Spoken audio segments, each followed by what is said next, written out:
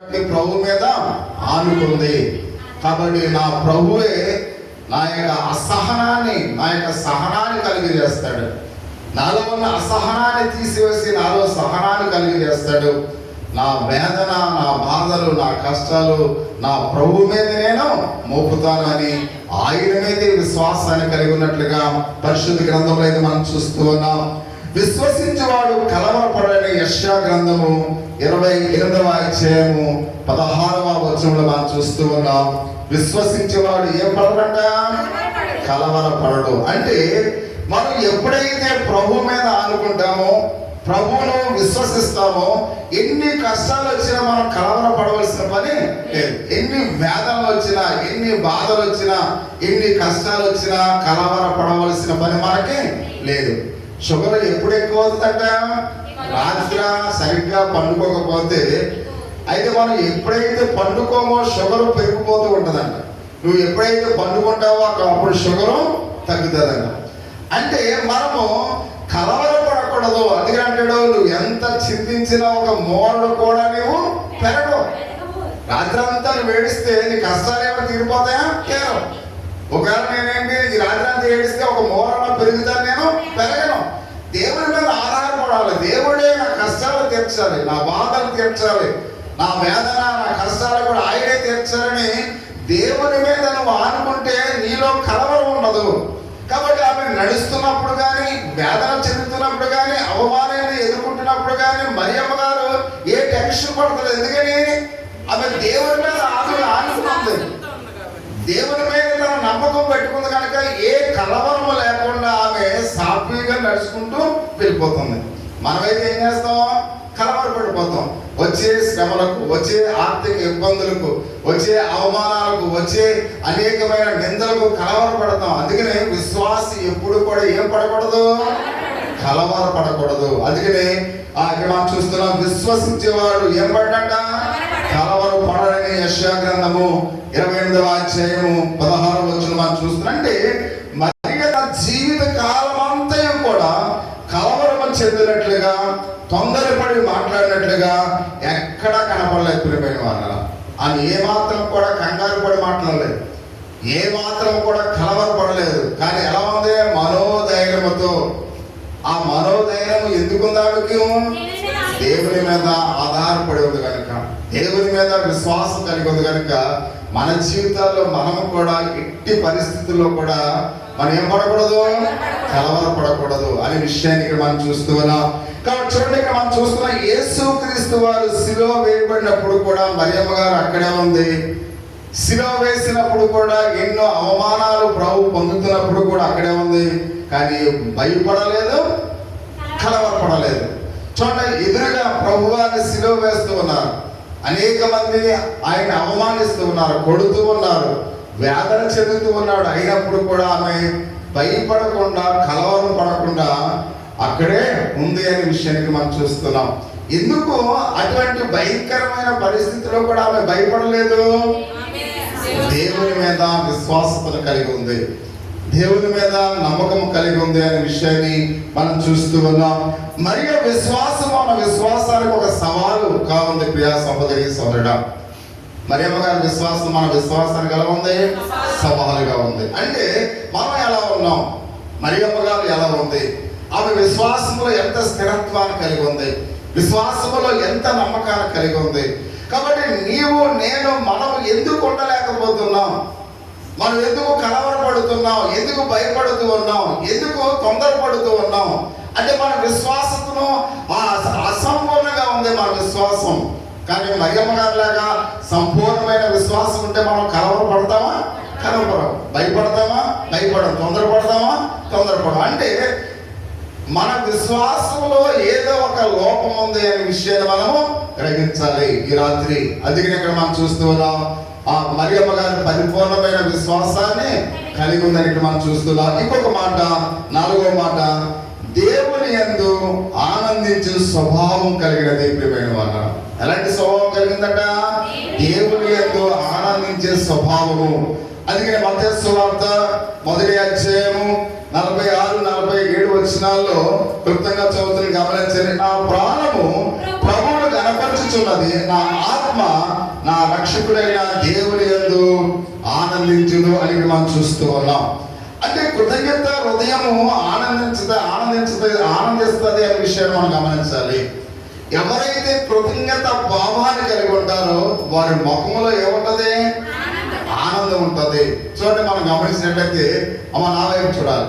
ఎవరైనా మనకి ఏదైనా ఒక బహుమానం ఇచ్చారనుకోండి, అమ్మ నా వైపు చూడాలి. ఎవరైనా బహుమానం ఇచ్చారనుకోండి, వెంటనే నిజంగా మనకు కృతజ్ఞత భావం ఉందనుకోండి, మనం ఎంతో ఆశ్చర్యపోతాం. అసలు ఆ సంతోషానికి అవధులు ఉండకపోయిన వాళ్ళ. మనం చూడండి, అక్కడ స్కూల్లో ఫస్ట్ సెకండ్ థర్డ్ ఆ కప్పులు వేస్తుంటే వాళ్ళ ఆనందం చూస్తే ఎంతో అద్భుతంగా, అంటే ఎంతో సంతోషపడిపోయారు. అంటే వాళ్ళు కృతజ్ఞత భావాన్ని కలిగి ఉన్నారు కనుక వాళ్ళు ఆనందించారు. కొంతమందికి ఏది ఇచ్చినా కానీ ఎందుకు ఇవ్వడం, మనకి ఇవ్వాలి ఇవ్వాలి కాబట్టి ఇస్తున్నట్టుగా ఫీల్ అవుతారు, కానీ కృతజ్ఞత భావం ఏమాత్రం కూడా. అందుకని వాళ్ళ ముఖాల్లో తీసుకున్నప్పుడు కూడా ఎలా ఉంటుంది? విచారంగా ఉంటుంది. కానీ మరియమ్మ గారి విషయంలో మనం గమనించినట్లయితే ఆమె కృతజ్ఞత భావంతో ఎలా ఉందంట? ప్రభువుని ఆనందిస్తుంది అనే విషయాన్ని మనం చూస్తూ ఉన్నాం. అంటే ఇక్కడ మనం ప్రభువుని స్తుతించాలి, ప్రభువుని ఘనపరచాలి. ప్రియా సహోదరి సహోదరుడా, ఎవరైతే కృతజ్ఞత భావంతో ఉంటారో వారు ప్రభువుని ఘనపరుస్తారు. ఎవరైతే కృతజ్ఞత భావం కలిగి ఉంటారో వారు దేవుని మహిమపరుస్తారని ఇక్కడ విషయం మనం చూస్తూ ఉన్నాం. హృదయము దేవుని మహిమతో నింపేమో అని మనం చూస్తూ ఉన్నాం. మన హృదయము దేవుని మహిమతో ఉండాలి. అందుకనే పాటలు ఎవరు పాడతారు? దేవుని యందు కృతజ్ఞత భావం కలిగిన వారే పాడతారు. ఒకవేళ కృతజ్ఞత భావం లేదనుకోండి, మన పక్కనే పాడుతున్నాం చూస్తారు. కాబట్టి నాకు ఆశ్చర్యం వేస్తుంది, ఇదేంట్రా బాబు, దేవుడు నోరిచ్చాడు, చేతులు ఇచ్చాడు, తప్పట్లు కొట్టమని తప్పట్లు కొట్టడం పాట పాడరు. మీరేదో అరం పాట పాడుతున్నట్లే వాళ్ళకి అనిపిస్తూ ఉంటారు. లేదా హిందీ పాట పాడుతున్నారేమో నేను అనుకుంటాను. ఒకవేళ హిందీ పాట పాడుతున్నారు ఏంటి ఎలా అర్థం అవుతుందని. అంటే ప్రతి విషయంలో కూడా మనం తప్పట్లు కొట్టాలి. దేవుడు మనకి ఎందుకు ఇచ్చాడు? తప్పట్లు కొట్టడం వల్ల మనకు ఆయుష్ పెరుగుతుంది అంట. తప్పట్లు కొట్టడం వల్ల మనకు ఆయుష్ పెరుగుతుంది. పాటలు పాడటం వల్ల, నవ్వుతూ వల్ల ఆరోగ్యం ఎంతో సంతోషంగా ఉంటుంది. ప్రియా సహోదరి, అంటే మనము ఏ పని చేసినా దేవుని మహిమ కొరకు మనం చేయాలి. కృతజ్ఞత భావంతో ఉంటేనే మనం తప్పలు కొడతాం. మన పక్క వాళ్ళ గురించి పాట పాడటం లేదు, దేవుని కొరకు పాట పాడుతున్నాం. కాబట్టి అందుకనే ప్రతి ఒక్కరం కూడా మేము దేవుని కనపరుస్తున్నాం, దేవుని స్తుతిస్తూ ఉన్నాం, దేవుని అయితే మహిమపరుస్తున్నాం అన్నప్పుడు అటువంటి పరిస్థితుల్లో ఉంటేనే మనం ఏం చేస్తాం? పాట పాడతాం. ప్రియమైన వాళ్ళ, ఒక స్వరము అది తక్కువ సౌండ్ వస్తుంది. మీరు అందరూ పాడుతున్నారు అనుకోండి, మైక్లో పాడేదానికన్నా మీ స్వరము ఎంతో గొప్పగా ఉంటుంది. అందుకే ప్రతి ఒక్కరు కూడా మైక్ ఉన్నా మన దగ్గర, మైక్ లేకపోయినా అందరూ కూడా గట్టిగా మంచి స్వరాలతో మీరు పాడుతుంది ఎంతో అమోఘంగా ఉంటుంది. ప్రియా సహోదరి, అందుకనే మరియమ్మ గారు కృతజ్ఞత భావాన్ని కలిగి ఉంది కనుక దేవుణ్ణి ఘనపరుస్తుంది. దేవుడు ఆమెను మహిమతో నింపుతూ ఉన్నాడు. మీరు కూడా దేవుని ఘనపరిస్తే దేవుని మహిమతో కూడా మీ హృదయాన్ని ఆయన నింపుతాడు. ప్రియమైన వారు, దేవుని మహిమ మన హృదయంలో నింపబడితే అది ఎంత ఆశీర్వాదకరమో ఒకసారి గమనించండి. కాబట్టి మీ హృదయాలు మహిమతో ప్రభు నింపబడాలంటే మీరేం చేయాలి? దేవుడితో ఆనందించాలి, దేవుని ఘనపరచాలి. కాబట్టి అందుకని ప్రతి ఒక్కరు కూడా దేవుని యొక్క సన్నిధానంలో మౌనంగా ఎవరు కూడా ఉండకూడదు. అందరూ కూడా దేవుని యొక్క సన్నిధానంలో ఆనందించే వారముగా ఉండాలి అనే విషయాన్ని మనం చూస్తూ ఉన్నాం. కాబట్టి అందుకనే ప్రియా సహోదరి సోదర, పాత నిబంధన పరిశుద్ధుల రాజుకు దావీదు కూడా ఎల్లప్పుడూ కూడా ప్రభువునందు ఆనందించే స్వభావం కలిగిన వాడుగా ఉన్నాడంట. దావీదు ఎలా ఉన్నాడంట? ఎల్లప్పుడూ కూడా, ఒక నిమిషం కాదు, ఒక సెకండ్ కాదు, ఎల్లప్పుడూ కూడా ఆయనకి సమయం దొరికినప్పుడల్లా దేవుని పాటలే పాడుకునేవాడు. ఎల్లప్పుడూ కూడా పడక మీద అలా పండుకున్న దేవుని పాటలే పాడుకునేవాడు. గొర్రెలను కాస్తున్నప్పుడు దేవుని పాటలు పాడేవాడు. అయితే అతను మామూలుగా ప్రయాణం చేస్తున్నప్పుడు కూడా దేవుని పాటలు అంటే ఎల్లప్పుడూ కూడా దేవుణ్ణి మహిమపరుస్తూనే ఉన్నాడు. అందుకనే 145వ కీర్తన 150వ కీర్తన చూడవలసినది. కానీ దేవుని మహిమ కొరకు కృతజ్ఞత భావాన్ని కలిగిన ఆ 2 అధ్యాయాలు మనం చూస్తున్నాం. అంటే ప్రభువుని స్తుతించుటలో ఆత్మలో ఆనందంతో ఎంతో ఆ కీర్తనలు రాసినట్లుగా మనం చూస్తున్నాం. ఎంత ఆనందంతో రాసినంటే ఆ 2 కీర్తనలు ఎంతో అద్భుతంగా రాసినట్లుగా మనం చూస్తూ ఉన్నాం.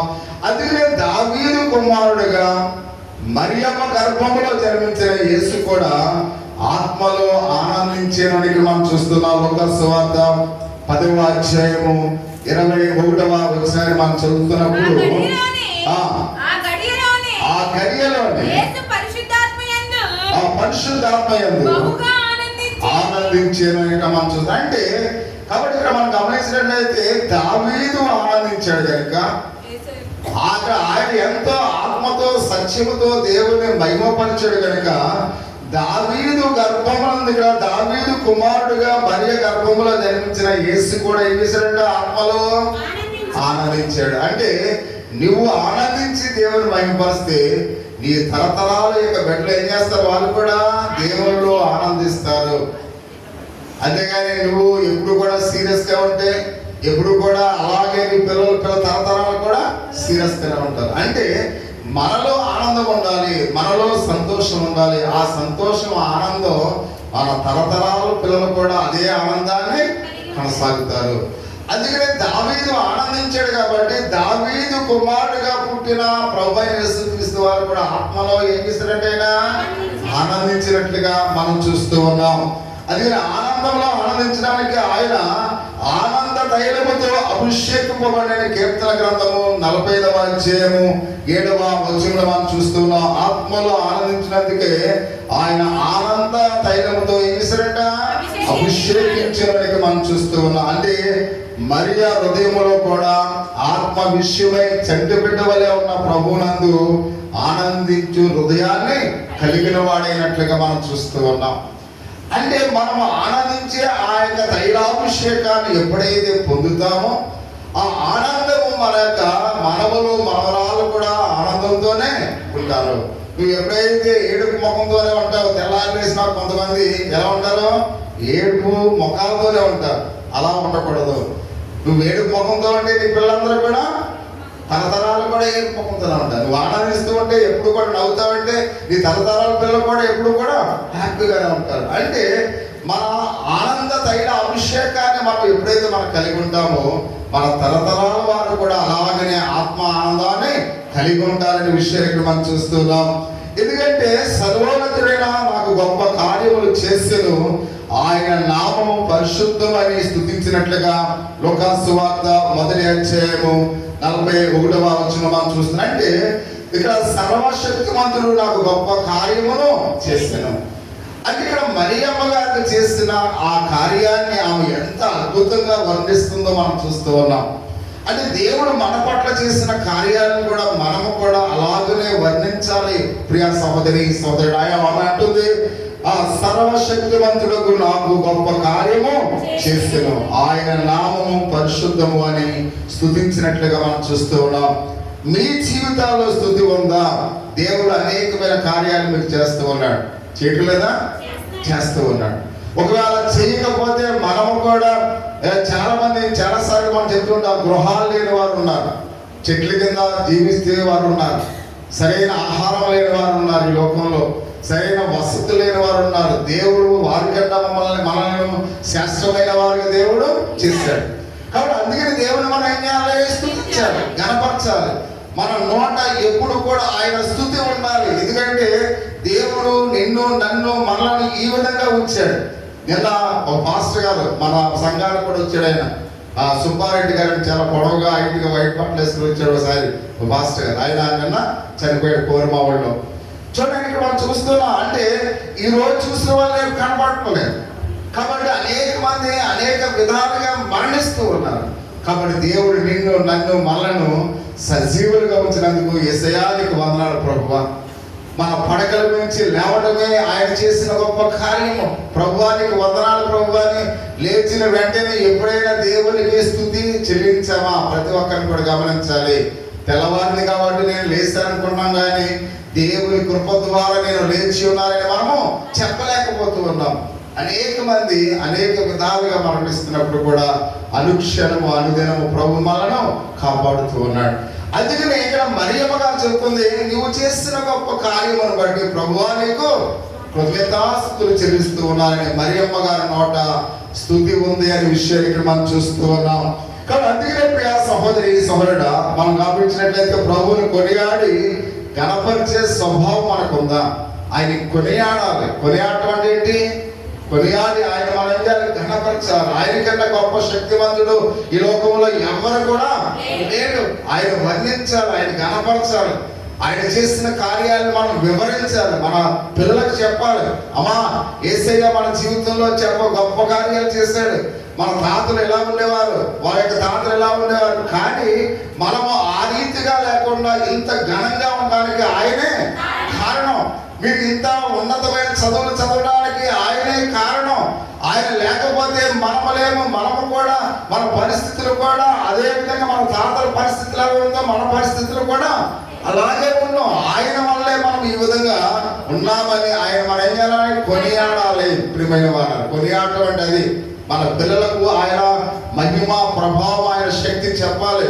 ఆయన లేకపోతే నేను లేను, నేను లేకపోతే మీరు లేరు, మనందరం కూడా ఎలా ఉన్నామంటే ఆయనే కారణమని ఆయన మనం ఏం చేయాలి? కొనియాడాలి. ప్రియ సహోదరి సహోదరుడు, అంటే మరియమ్మ గారు యేసుక్రీస్తు అని ఏం చేస్తుంది? కొనియాడుతూ ఉంది. అందుకనే ఆమె గనురాలుగా ప్రసిద్ధి చెందినట్లుగా మనం చూస్తూ ఉన్నాం. అంత మాత్రమే కాదు, ఇంకొక 5వ మాట మనం చూస్తున్నాం. ఆలోచించే స్వభావాన్ని కలిగి ఉంది. ప్రియమైన వారు, ఎలాంటి స్వభావం కలిగి ఉందంట? ఆలోచించే స్వభావాన్ని కలిగి ఉంది.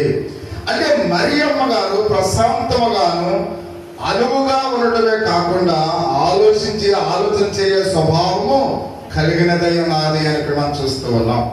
అంటే 3 స్వభావాలు కలిగి ఉంది. ఒకటి, మరియ ప్రశాంతంగా ఉంది. నా వైపు చూడాలి. ఆమె ఎలా ఉందంట? ప్రశాంతంగా. అంటే ప్రశాంతంగా అంటే అర్థం ఏంటి? అమ్మా, మనం కూర్చున్నాం, మబ్బు వేసేస్తుంది, వర్షం కురిసేస్తుంది. కొంతమంది బట్టలో అలవడగానే ప్రశాంతంగా కూర్చుంటారు. అంటే మనకి ఏమి పట్టనట్లుగా. అంటే వర్షం అంటే కొంతమంది అక్కడ మబ్బు వేయగానే బట్టలు తీసేస్తారు. ఎండ అలాగే ఉంటుంది. అంటే వాళ్ళకి అలజడి, ఒకవేళ వచ్చి మీద వెళ్ళిపోతుందే వర్షం అని. కానీ కొంతమంది ఏం చేస్తారు? మబ్బు వేసినా గాలి వేసినా ప్రశాంతంగా అలాగనే కూర్చుంటారు. అది ప్రశాంతంగా వర్షం కురకుండా వెళ్ళిపోద్ది. అంటే మనం ప్రశాంతత కావాలి, అంటే కంగారు పడిపోకూడదు. ప్రియ సహోదరి సహోదరుడా, కాబట్టి అందుకనే ఆమె ఒక మంచి లక్షణం అనువుగా ఉంది. అంటే అనువుగా ఉండటం అంటే ఏంటి?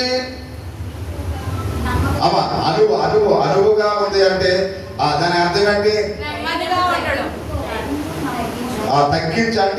తగ్గించు స్వభావంలో అది ఒక నానా అర్థాల్లో అదొక అర్థం అనమాట. అంటే అనువుగా ఉందంటే చూడండి, ఇది బైబిల్ మనకి పట్టుకెళ్ళడానికి అనువుగా ఉంది. ఒకవేళ ఇది అంత బాక్స్తో పట్టుకెళ్ళడానికి అనువుగా ఉంటుందా? అంటే ఇప్పుడు అనువుగా ఉండాలంటే ఇప్పుడు ఏదైనా ఇప్పుడు శాంతి ఇది చేయి పని చేయాలంటే అనువుగా ఉంటే మనం చెప్తాం అనమాట.